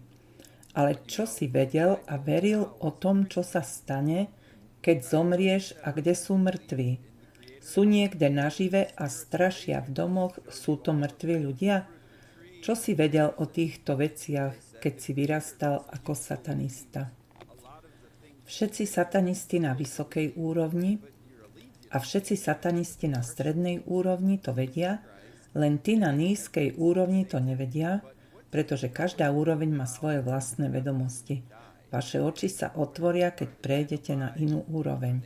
Ale satanisti a tajné spoločnosti vedia, že existuje úroveň, kde všetci vedia, keď niekto zomrie navždy, až kým sa nezobudí v poslednej chvíli. Keď Boh dovolí, aby sa tak stalo. A potom si spomente, že existuje anjel, ten istý klamár ako vtedy, keď Boh jedného dňa povedal, že ak niekedy zjete z plodu tohto stromu, zomriete. A Satan povedal, nie, nezomriete, čo znamená, že ste nesmrteľní, že nezomriete, že môžete jesť. A oni jedli a zomreli. Môžete vidieť Adama a Evu zomrieť v tom momente už nie sú nažive. Podobne my vidíme ľudí umierať, ale pre nich existuje skupina anjelov, špecifická skupina anjelov, ktorú nazývame skupinou anjelov, dobre známi duchovia alebo priateľskí duchovia, týchto démonov je veľa. Môžem povedať, že viac ako 10 miliárd anjelov z tejto skupiny, z tejto konkrétnej skupiny. Skupina, o ktorej hovorím, môže mať viac ako 10 miliárd týchto anjelov s rôznymi funkciami, schopnosťami, ktoré majú, schopnosťami a silou transformovať sa. A tí ľudia, ktorí zomreli, dokonca aj zvieratá, áno, dokonca aj tie zvieratá, ako napríklad ľudia, ktorí príliš milujú zvieratá, ako sú psi, mačky, akékoľvek zvieratá, ktoré ľudia veľmi milujú. A možno toto zviera alebo osoba, ktorú tak veľmi milujete, zomrela a vy sa s ňou chcete porozprávať, pretože vám chýba a niekedy na ňu myslíte. A tento konkrétny anjel má špecifikáciu, má schopnosť a silu premeniť sa na čokoľvek, akúkoľvek osobu, akékoľvek zviera, ktoré zomrelo už dávno, aby sa zjavili tým ľuďom, ktorí sú nažive. A povedali im, žijem na jednom mieste, je to v poriadku. Na tom mieste môžem hovoriť s veľkými ľuďmi alebo živými ľuďmi. Spomínam si na príbeh z Afriky, kde sú ľudia na tej druhej strane na rovnakej úrovni, ale správajú sa podľa miestnej kultúry. Tu je to rovnaké, veríme, že keď niekto zomrie, môže sa objaviť, alebo môžeme veriť, že ak bol dobrý, pôjde do neba, ak bol zlý, pôjde do pekla. Toto je vedomosť, ktorú nazývame mýtus, pochádza z veľmi dávnych čiast. Satan a táto skupina anielov sú špecialisti na zachovanie tradície. Pre nás, pre ľudskú myseľ alebo ľudské bytosti, aby všade zachovali toto povedomie. Ale to, čo som videl na vlastné oči, pamätám si, keď môj strýko predal môjho bratranca do iného mesta, do inej provincie a oni chceli ukázať, že zomrel. Urobili niečo ako manipuláciu mysle alebo hypnózu, ilúziu. Bola to mágia, ktorú použil anjel pre všetkých ľudí, ktorí poznali môjho bratranca. Ale ja a ostatní ľudia, ktorí boli v skupine, ktorí boli v tajnom spolku, naše duchovné oči boli otvorené. A pretože naše duchovné oči boli otvorené, mali sme schopnosť vidieť veci, a potom normálni ľudia videli, že môj bratranec zomrel. Ale ja a ostatní ľudia sme videli, že tam bolo zviera. Bolo tam zviera. Ale anjeli, duchovní, démonickí anjeli, tí anjeli, o ktorých hovorím, tí ľudia, tí anjeli manipulovali videnie všetkých ľudí, ktorí videli to zviera ako ľudskú bytosť. A vzali tú bytosť a odniesli ju do hrobu, mysliac si, že to bol môj bratranec, ale to nebol môj bratranec. V skutočnosti to nebol môj bratranec, bolo to zviera. Môj bratranec bol na inom mieste. A čo sa týka môjho bratranca, manipulovali s jeho mysľou, nazývame to hypnózou, rozumieš, manipulovali s jeho mysľou, aby zabudol, odkiaľ pochádza. A tam žil ako otrok, pracoval len ako otrok. To je jeden z procesov, ktoré sa tu odohrávali s čiernou mágiou. A ak si spomínate z Biblie, nájdete to v prvej knihe Samuela, kapitola 28. Nájdete tam anjela, ktorý pracuje svojím vlastným spôsobom. Keď kráľ Saul chcel hovoriť s prorokom Samuelom, ale prorok Samuel bol už dávno mŕtvý a kráľ Saul chcel hovoriť s Bohom, ale Boh mu neodpovedal. Urobil všetko, čo bolo možné, ale Boh mu neodpovedal, tak išiel za médium, za zlou ženou, ktorá komunikovala s duchmi, s priateľskými démonskými duchmi. A anjel sa zjavil ako Samuel. Zjavil sa v podobe Samuela a podľa Biblie, ak čítate Bibliu, je tam napísané, že Samuel hovoril s kráľom a dokonca aj anjel, ktorý sa premenil na Samuela, hovoril pravdivé veci, ten anjel, ktorý sa premenil na Samuela. A všetko sa stalo na druhý deň, stalo sa to, čo povedal, že zomrieš, lebo si nechodil po cestách Boha a urobili ste tú vec, preto zajtra ty a tvoj syn zomriete. A oni aj zomreli. Ale ten démonský anjel, ktorý sa premenil na Samuela, nebol Samuel, bol to anjel, ktorého nazývame démonickým duchom, alebo priateľským duchom, viete, môžete to nájsť aj v Biblii. Ďalšia vec ako zábava. Zábavný priemysel je niečo, čo zamestnáva našu myseľ. Ničí vašu myseľ, aby vás odvrátila od lepších vecí. Lepších vecí pre vás od spojenia s Bohom po celý čas. Môžete robiť, čo chcete, ale musíte to robiť podľa toho, čo vám Stvoriteľ dovolí. Musíte robiť to, čo je potrebné, aby Boh mal radosť z toho, čo robíme. Ak nie, nemôžete to robiť. Ale zábava vás môže zničiť, môžete robiť, čo chcete a zničiť svoju myseľ. Vaša myseľ bude zaneprázdnená množstvom informácií, ale tieto informácie nie sú dobré pre vašu spásu, rozumiete? Nebudete mať čas premýšľať o veciach potrebných pre spásu. Všetko má svoj čas. The angel that transformed into Samuel talked, and everything was happened. Next day happened the same thing that he said, you will die. You didn't follow the role for the God. and you did this thing, you didn't this thing. Now tomorrow you and your kids, you will die, and they did. But that one, that angel that transformed into Samuel wasn't Samuel. That was angel that we call part of the spiritual or spiritual familiar spirit or friend spirit. You know, even the Bible you find it. And another thing like entertainment, okay, entertainment is a thing to keep Satanista a že v nich sú posolstvá, ktorým rozumajú len deti. Tieto posolstvá sú určené priamo dieťaťu, hovoria k nemu. Niekedy vo vašej domácnosti, ak vaše dieťa sleduje videá samo, uvidíte, že začne zopakovať veci, ktoré sa naučilo z programu skresleného seriálu, ktorý sledujú. A v tom momente sa im doma môže zjaviť anjel a povedať im, aby urobili to, čo sa naučili. A oni začnú robiť to, čo im bolo povedané. Preto sa mnohí ľudia pýtajú, prečo moje dieťa zmenilo charakter. Robí to a robí tamto. Pretože rozprávajú s démonom, rozprávajú sa so zlom. Ich charakter je formovaný programom, ktorý sledujú v televízii, alebo na YouTube, alebo Google. and the angel can appear to him and from that moment to ordain to say, do that the thing that you want. And we start to do. Reason why a lot of V skutočnosti v knihe odhaľuje 10 vecí o médiách. Prejdeme si ostatných 9. Číslo 2. Posadnutosť duchmi v Hollywoode. Vysvetľuje, že v Hollywoode pred nakrúcaním scén sú hlavní herci tzv. Aktívnymi agentmi, ktorí sa oficiálne odovzdali duchom.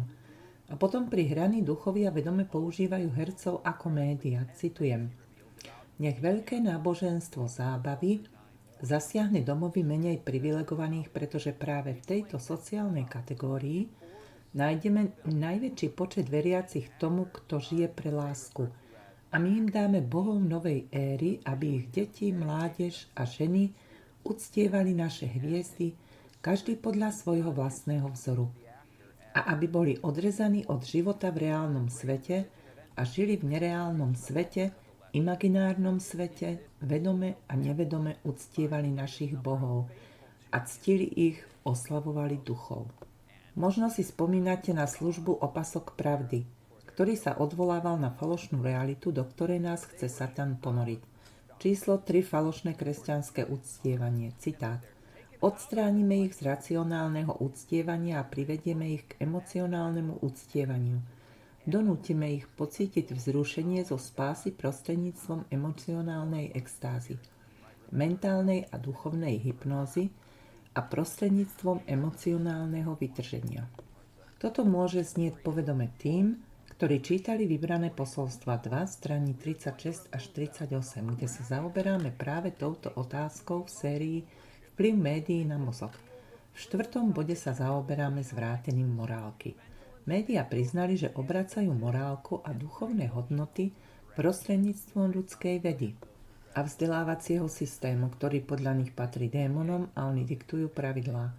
Citujem, nikdy by sa nemali učiť myslieť a používať logiku, ale skôr opakovať a reprodukovať informácie. 5. Absolútna kontrola. Snažia sa kontrolovať potraviny, vzduch, mestá, školy a správy. 6. Pozorovanie, ktorého som bol tiež svedkom, hovorí: Sprevádzal som autorov, ktorí písali historické knihy a vedecké knihy o všetkých druhoch vedomostí, ktorí boli inšpirovaní a používaní ako médium démonskými duchmi. Číslo 7. Šport je náboženstvo najväčšie na svete. Spájajú veriacich v jednej myšlienke a jedinečnom pocite úcty k bohu športu Luciferovi. Tými predstavujú armády, ihrisko je svetiňa, hráči sú bohovia a lopta je falický symbol.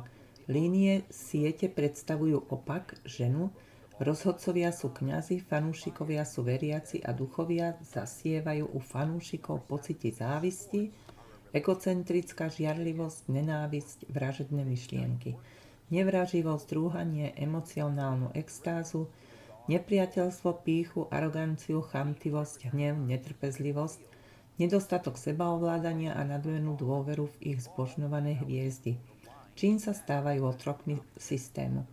Začnú sa navzájom nenávidieť bez toho, aby videli dôvod svojej nenávisti vo svojich srdciach. Náboženstvo športu má najviac nasledovníkov na svete, hovorí Gabriel, pretože búra bariéry. Satanisti dokonca po vybudovaní futbalových ihrísk ich zasvedcujú duchom. Číslo 8. Fikcia alebo divadelné predstavenie, filmy, romány sú prostriedkami používanými na zvrátenie hodnôt a zničenie čelného laloku každého človeka, aby boli odvedení od skutočného a reálneho sveta do imaginárneho a nereálneho a sú používané na vykreslenie Lucifera ako dobrú postavu, ako pravého Krista a Ježiša ako zloducha, čo je téma, ktorú Little Light Studio rozvinulo veľmi podrobne. Číslo 9. Hudba. Ako dieťa mal Gabriel za úlohu ovplyvňovať deti okrem iného prostredníctvom hudby. Žiaden iný nástroj nie je taký nebezpečný a schopný negatívne vplývať ako hudba. Hudba spája mysle a rôzne náboženstva. Hudba, ktorú ľudia počúvajú, určuje obraz, ktorý majú o svojom Bohu. Takže zmena v hudbe znamená aj zmenu v ich vnímaní toho, kto je pre nich Boh. Hudba je veľmi mocná zbraň, ktorá má schopnosť rýchlo zmeniť myšlienky a transformovať pocity tak ako nič iné. To znie takmer ako priamy citát z programu Vplyv médií na mozog, epizóda 4. Číslo 10 je o digitálnej revolúcii v médiách. Internet so svojimi sociálnymi sieťami, videohrami a podobne je považovaný za mentálnu drogu storočia vytvorenú na to, aby zničila mysle detí a mladých ľudí, najmä kresťanských detí, ktoré, keď sú hlboko ponorené do týchto nerestí, nemajú nikdy čas študovať Bibliu. Počúvať Boha, ktorý k ním hovorí. Modliť sa, vyznávať svoje slabosti alebo rásť v milosti. Ich mysle sú otrávené a stávajú sa uctievačmi našich bohov, našich influencerov, našich hviezd, bolo povedané Gabrielovi. To sú teda niektoré z uniknutých informácií o médiách, ale čo tých ďalších 15 vecí na iné témy, ktoré Gabriel objavil za nepriateľskými líniami. Poprvé, jezuitský kňaz bol tiež vodcom ich satanského kultu. Po druhé, stretol sa s pastormi z rôznych kresťanských denominácií, ktorí uzavreli tajné dohody s duchmi, aby získali moc, po ktorej túžili. Po tretie, Gabriel hovorí, že ma naučili, že najlepší spôsob, ako zotročiť ľudí, je postaviť ich proti sebe prostredníctvom ich náboženských, kultúrnych, filozofických, ekonomických, vedeckých, technologických presvedčení. Po štvrté, zasievame pocity rasovej menejcennosti a nadradenosti, aby sa navzájom nenávideli a my môžeme vyvolávať vojny. Po piate, chcú zničiť svetovú populáciu a vytvoriť nový svetový poriadok. Po šieste, robia genetické zmeny vo všetkých živých organizmoch v dobre ukrytých laboratóriách, kde sa vyrábajú jedy, lieky a choroby. Po siedme, ovládajú všetko a všetkých svetových lídrov okrem adventistov 7. dňa, ktorých nazývajú nákazlivou a nebezpečnou epidémiou, sú našimi najhoršími nepriateľmi, bolo mu povedané. Po 8. v Afrike mu bolo opäť povedané, že kontaminované potraviny sú určené predovšetkým pre ľudí na druhej strane sveta, aby oslabili ich duševnú a duchovnú silu, čo im zabráni brániť sa proti našim zámerom satanských síl. O chvíľu sa budeme viac venovať strave a životnému štýlu. Číslo 9. Naučíme ich, že človek má právo žiť podľa svojich vlastných zákonov, žiť tak, ako chce, dodržiavať deň, ktorý chce, ale náš deň, ktorý sme si sami zvolili, a to nedeľa, bude jediný, ktorý budú dodržiavať všetci na svete. Číslo 10. Zabíjanie kresťanov bolo v minulosti stratou času. Naučili sme sa ich zabíjať duchovne, ničiť ich vieru prostredníctvom hladu, bolesti, utrpenia a epidémií. Číslo 11. CFM je skratka, ktorú sa naučil od svojich majstrov a ktorá znamená presvedčenie založené na mýtoch. Povedali mu, že najúčinnejší spôsob, ako zotročiť ľudskú myseľ, je prostredníctvom náboženských, kultúrnych, filozofických, politických, ekonomických, vedeckých a technologických presvedčení alebo viery. 12. Systém podvodu bol starostlivo zachovávaný z generácie na generáciu. Hovorí, že je ukrytý na veľmi tajnom mieste na zemi, v meste nazývanom Veštiaci had, alebo miesto 7 vrchov. Luciferov najvyšší trón sa nachádza v Európe, ako mu bolo povedané. Číslo 13. Politickí vodcovia sú vyberaní duchmi a keď vládnu, musia konať podľa vôle duchov. ktorých cieľom je podnecovať občianske a duchovné vojny na miestach, kde kedysi vládol mier a harmónia. Často spomínali sociálne revolúcie, aby pripravili poslednú generáciu na príchod veľkého majstra, sexuálne revolúcie, legálne a nelegálne drogy, zvrátenie absolútnych práv svätého písma a pre kresťanov zavedenie rôznych doktrín založených na relatívnych pravdách, ako sme spomínali skôr, aby odviedli veriacich z racionálneho uctievania na emocionálne uctievanie. Číslo 15. Celebrity, politici, vedci a náboženskí vodcovia sú najnešťastnejšími ľuďmi na planéte. Keď bol ako dieťa vychovávaný duchmi a uctievačmi duchov, musel mať veľmi prísny životný štýl, čo sa týka diety a ďalších faktorov životného štýlu. Vysvetľuje, že dôvodom je to, že charakter je formovaný tým, čo vidíte, počujete, jete a pijete. Povedal, moje telo bolo chrámom pre duchov. Brat Gabriel slúžil si druhej strane, pracoval si pre druhú stranu, si pravdepodobne najlepší zdroj, na ktorý sa môžem obrátiť s touto otázkou. Ako môžeme my, diváci, lepšie porozumieť metodám, ktoré používa nepriateľ, aby nás zviedol na cestie, odradil nás, oklamal nás a jednoducho zničil našu myseľ? Povedz nám o metódach, ktoré používajú duchovia a aktívni agenti tohoto sveta, ktorí sú ľudia z médií a všade okolo nás. Povedz nám o týchto metódach, ktoré používajú. Dobre, ďakujem. Chcem povedať, že rovnakú metódu, ktorú Satan používa až doteraz, použil na Adama a Evu, použil na Daniela a dokonca ju použil aj na Ježiša. Rovnaké pokušenie. Spomeňme si na 3 pokušenia, 3 veľké pokušenia. Vyzerajú ako malé, ako jednoduché, ale v skutočnosti sú veľké, aby ovládli našu myseľ. Ako chuť, alebo nemať sebakontrolu. Dobre, žiadna sebakontrola, to je veľký problém. Používajú túto metódu, aby v nás, v ľuďoch, zničili schopnosť sebaovládania. Neviete, ako sa ovládať, aby ste robili správne veci. Sú špecialisti na to, ako používať túto metódu. Ako vytvoriť nedostatok schopnosti sebaovládania v ľuďoch.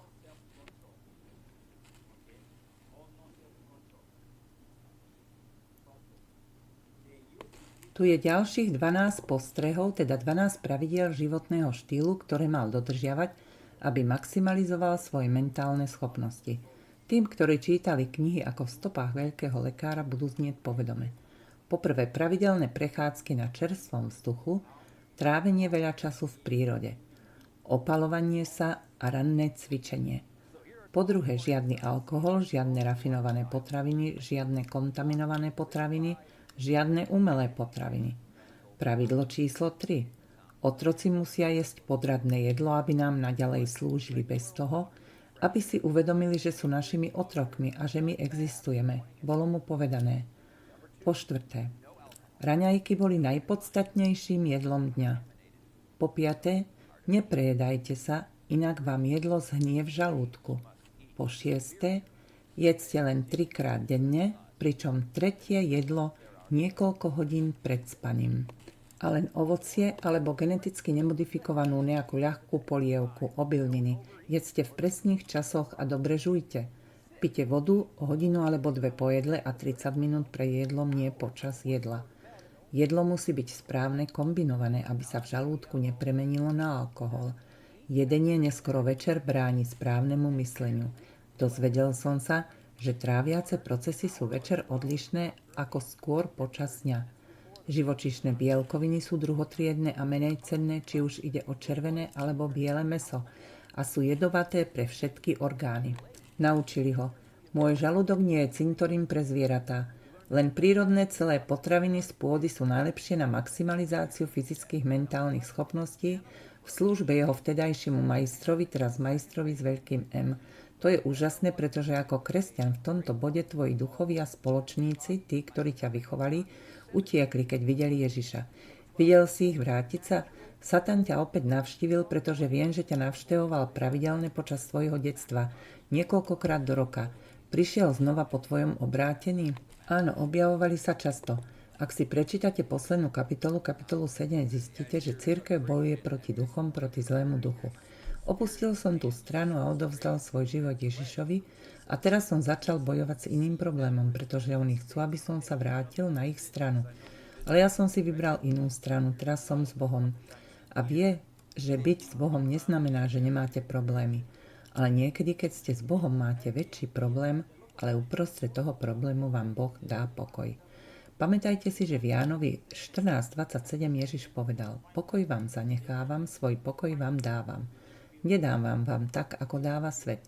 Zanechávam vám dedičstvo pokoja a ovocie Ducha Svätého. Ten pokoj je ako v príbehu o Jóbovi. Job trpel, prešiel mnohými problémami, ktoré si nedokážete predstaviť. Nielen, že stratili jedno dieťa, aj keby ste stratili jedno, veľa by ste plakali, ale on stratil naraz 10 detí, ktoré miloval. Niekedy to len čítate a nemyslíte na to, že sa to stalo alebo že máme ten problém. Byť s Bohom neznamená, že nemáte problémy, ale on povedal, že bude s nimi uprostred našich problémov. Dá nám niečo, čo nám svet nemôže dať. Ani peniaze nám na to nepomôžu. Pokoj. Idete do postele, spíte, ale máte problém. Napriek tomu spíte, ako keby ste žiadny problém nemali. Vidíte ten rozdiel? Áno, máte problém, ale Boh, keď je s tebou, budeš spať a odpočívať. Budeš veriť? Pretože môj problém nie je môj problém. Môj problém je s mojim otcom. A môj otec ma chráni a bojuje so mňou, je so mňou. To je to, čím prechádzam. Nie som sám, som so svojím stvoriteľom a je to lepšie. Prechádzam mnohými vecami, aj teraz, keď s tebou hovorím. Ale viem, že Boh je so mňou. Rozumieš? Byť s Bohom je iná úroveň. Verím, že Boh je skutočný. Boh je pravdivý. Ježiš je môj priateľ a môže byť aj vašim priateľom. Ako ste mohli očakávať, Gabriel bol odmietnutý svojou rodinou a priateľmi, stal sa chudobným až do tej miery, že nemal čo jesť. Démoni sa mnohokrát pokúšali vziať mu život, ale bol zachránený. Pravidelne sa ho snažili otráviť, ale prežil a uctievači duchov sa ho pýtali: Ako je možné, že si nezomrel? Dokonca aj Lucifer ho znovu navštívil a Gabriel mu povedal, aby odišiel v mene Ježiša. Satan povedal: Uvidíš, čo znamená bojovať proti mne. A odišiel. Keď Gabriel po prvýkrát zaznamenal svoje svedectvo v portugalčine, povedal nám: Niektorí sa mi kvôli tomuto rozhovoru vysmievali. Iní sa odo mňa odvrátili, niektorí ma začali ponižovať a iní ma prijali. Stratil som priateľov a spoločníkov. Ľudia na ulici o mne hovorili zle. Požiadal ich, aby to vymazali z internetu, pretože ho opustili priatelia a rodina. Hovorí nám: Boží muž ma povzbudil týmito slovami: Boh ťa použije na krásnu službu s Ježišom Kristom. Neboj sa. Maj odvahu čeliť ľuďom, ktorí ťa ponižujú a obviňujú. Si požehnaný a patríš Pánu Ježiši Kristovi. Náš Pán, keď bol na zemi, bol mnohými pohrdaný a nenávidený, a len málo kto ho miloval.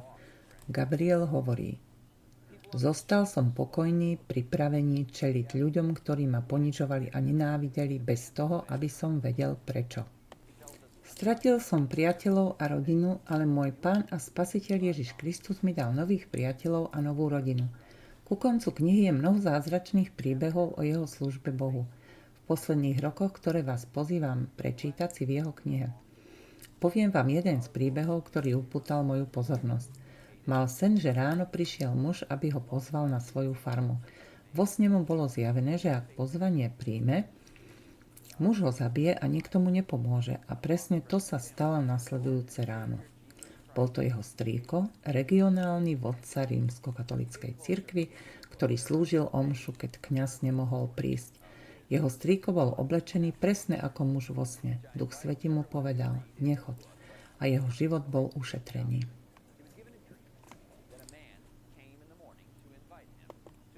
Pamätajte, že aj ľudia, o ktorých hovoríme, tvoria dva druhy agentov. Aktívni agenti satana a pasívni agenti satana. Aktívni agenti satana alebo ľudia, ktorí vedia, že sú spojení s duchom, predali svoje duše satanovi. Vedia to a niekedy majú spojenie a vedia, že slúžia zlu. A iní ľudia, iná skupina ľudí sú pasívni agenti.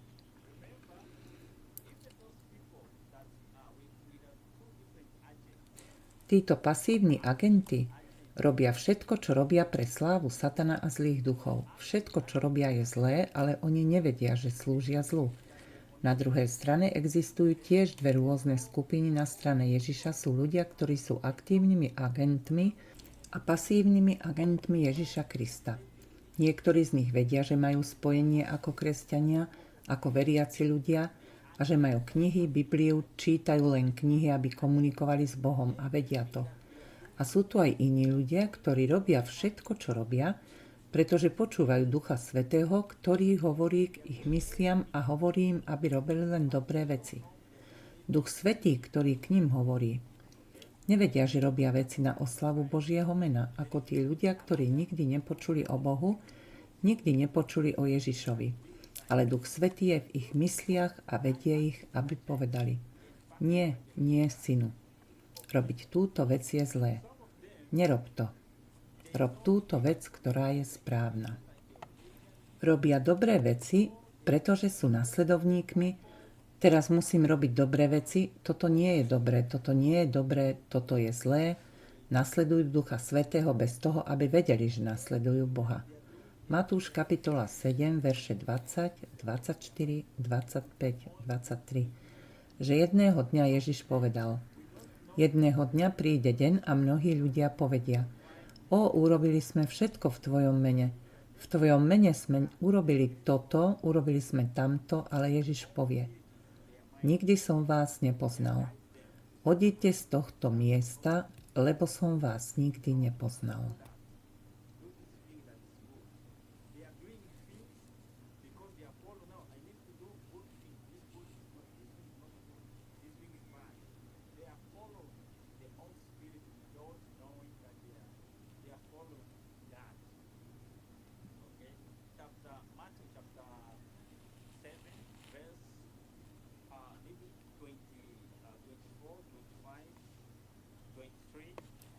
Spomenul si, že s tebou trochu diskutoval. Naučil ťa niečo o boji, konfliktoch, sporoch medzi tvojim protivníkom a medzi ním.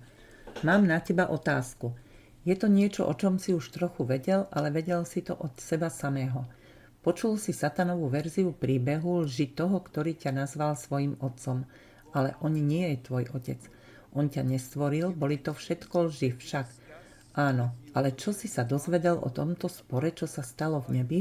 Kto bol Satan predtým, keď bol v nebi ako svätý anjel? A čo si sa dozvedel od Ježiša o tom, čo vieš z Biblie, o tomto? Niektoré z týchto vecí si už vedel predtým. Áno, ale s falošným výkladom. Povedz nám o tom a o všetkom ostatnom, čo ti Ježiš povedal.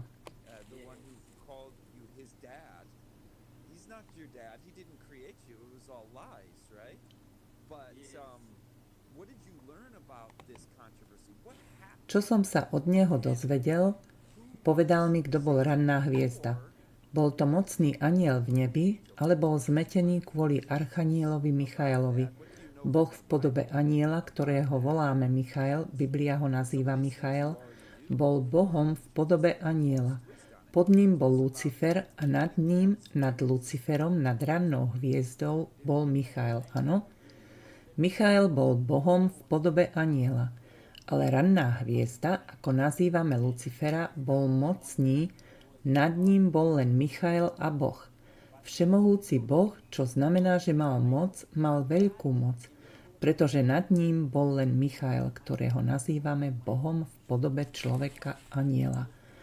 A Ježiš Kristus je človek. Je Bohom v podobe človeka. A on si myslel, že Michael je anjel ako on. Prečo má privilégium byť tam a on stvoril všetko? Nevedel, že tento Michael je Boh, ktorý ho stvoril. a dal mu tú moc. Chcel byť ako on. Chcel byť ako on, aby bol uctievaný. Chcel to a chcel vytvoriť ďalšie kráľovstvo. A Boh mu dovolil vytvoriť to kráľovstvo, a to kráľovstvo je miesto, kde som bol ja.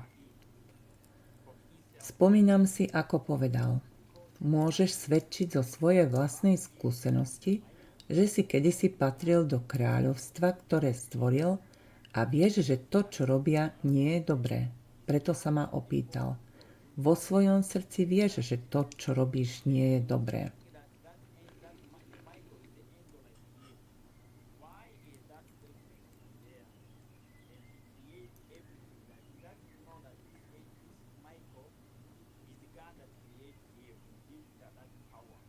Kvôli tomu kráľovstvu a všetkému, čo je v ňom, pretože tam je len zlo, zlo a zlo.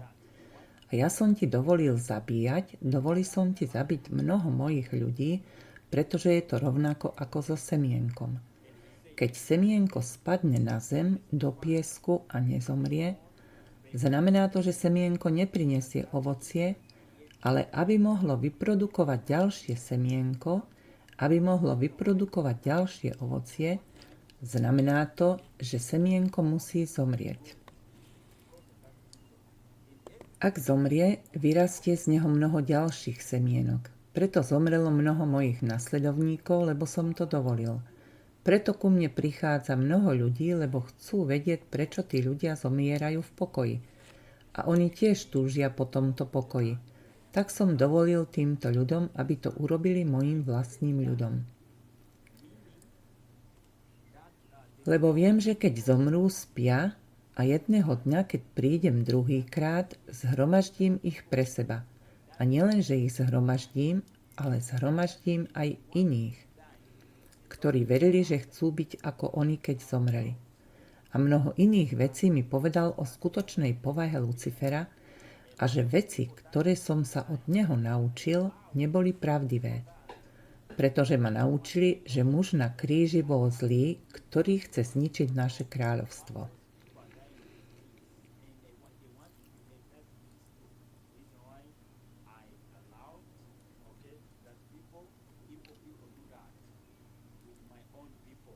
Že chce zničiť naše vlastné životy a chce zničiť môjho otca a tých ostatných duchov, pretože je sebecký. Je sebecký, chce zabíjať, zničiť naše kráľovstvo, preto bojujeme proti jeho myšlienke, ale z tejto strany, keď sme sa stretli, nehovoril nič zlé o tej strane.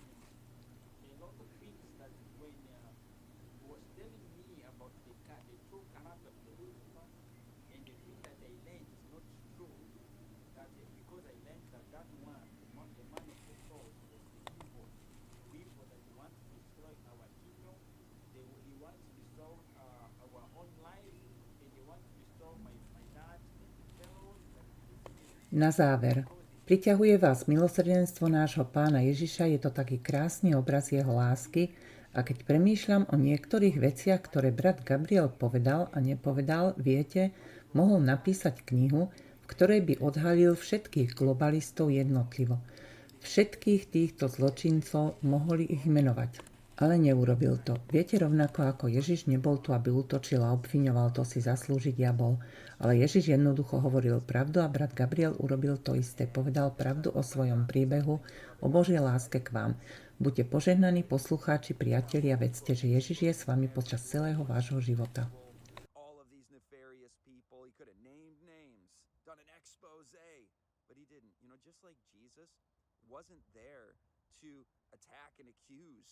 I mean, of all people, the devil deserves that, but Jesus just told the truth, and Brother Gabriel did the same. He told the truth about his story and about God's love for you.